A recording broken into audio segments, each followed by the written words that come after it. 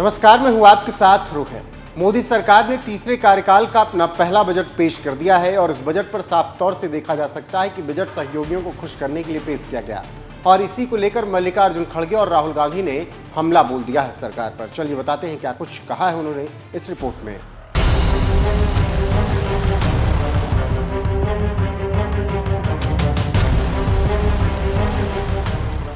लोकसभा चुनाव के बाद मोदी सरकार के तीसरे कार्यकाल का पहला बजट आ चुका है। बजट को देखकर समझा जा सकता है कि गठबंधन को बचाने की कोशिश की गई और आंध्र प्रदेश और बिहार का पूरा ख्याल रखा गया। बाकी राज्यों को निराशा हाथ लगी है। इसी को लेकर विपक्ष हमलावर है।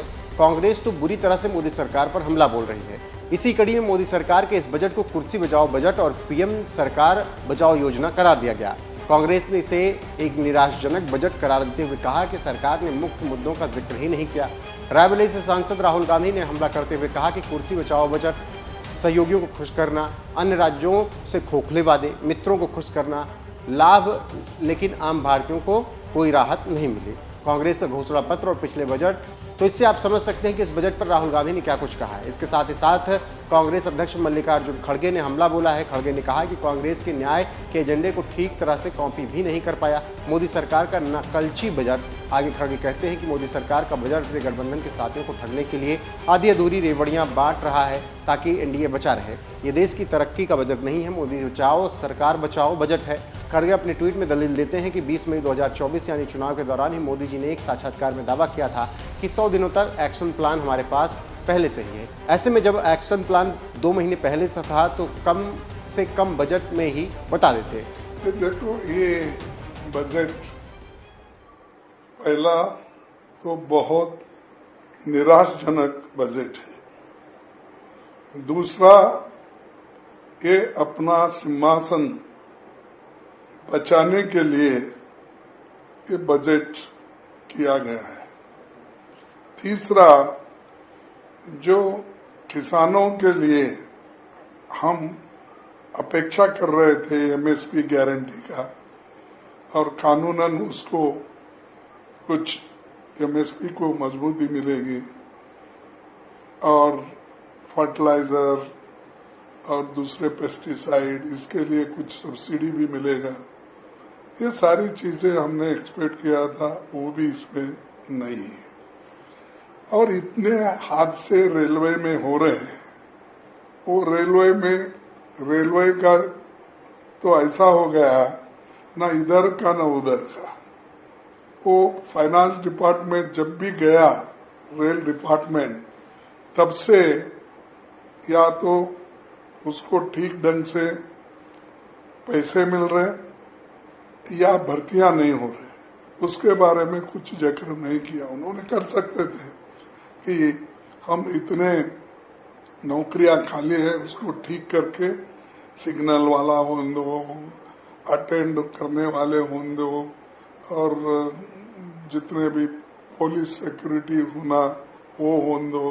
ये जो आवश्यक चीजें रेलवे में करनी थी वो भी उन्होंने नहीं किया। और पटरी सुधारना, रेल पटरी सुधारना और बाकी के जो पैसेंजर की सेफ्टी के लिए कुछ करना था, वो भी इन्होंने ज्यादा पैसे रख के कुछ नहीं किया।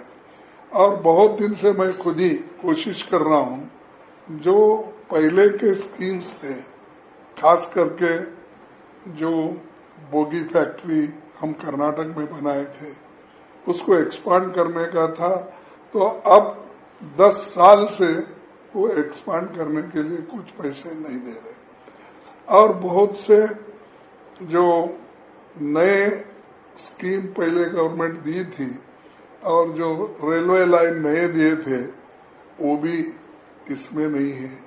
तो रेलवे बजट भी इतना कमजोर बनाया है, शायद उसी लिए तो वो फाइनेंस डिपार्टमेंट में मर्ज करके उसको ऑर्फन कर दिया गया। जानकारी देते चलें कि वित्त मंत्री निर्मला सीतारमण ने मंगलवार को लगातार 7वीं बार आम बजट पेश किया और अपने भाषण की शुरुआत में ही कह दिया कि हमारा ध्यान गरीब, महिलाएं, युवा और अन्नदाता पर है। मतलब ये कि वो 4 जातियां जिनका जिक्र प्रधानमंत्री नरेंद्र मोदी करते आए, उन्हीं पर फोकस होगा। बजट 2024-25 में इन 4 जातियों के लिए खूब धन लुटाए गए। नौकरियों की भी खूब बात की गई, उद्योगों और स्टार्टअप्स के लिए बड़ी घोषणाएं की गई। आर्थिक मामलों के जानकारों की माने तो सीधे सीधे तो नहीं, लेकिन बजट में ऐसे कोई प्रावधान नहीं है जिससे महंगाई दर बढ़ने या घटने का दावा किया जा रहा हो।